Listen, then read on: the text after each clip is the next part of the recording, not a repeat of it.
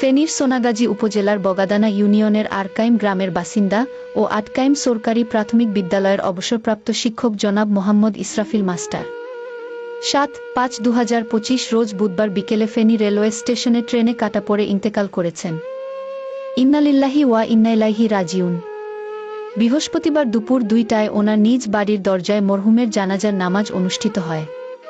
উক্ত জানাজায় উপস্থিত ছিলেন বগাদানা ইউনিয়নের সাবেক চেয়ারম্যান হাবিবুল্লাহ পারভেজ। আমরা শুনেছি, আপনারা শুনেছেন, কিন্তু সময় অত্যন্ত কম।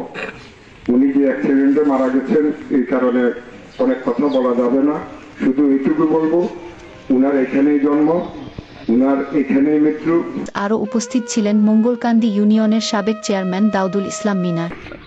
অনেকে যোগাযোগ করতেছে উনি হারিয়ে গেছে, একটু পরে দেখলাম যে উনি অ্যাক্সিডেন্টে মারা গেছে। আসলে উনার যে জনপ্রিয়তা, উনাকে মানুষ এত ভালোবাসে।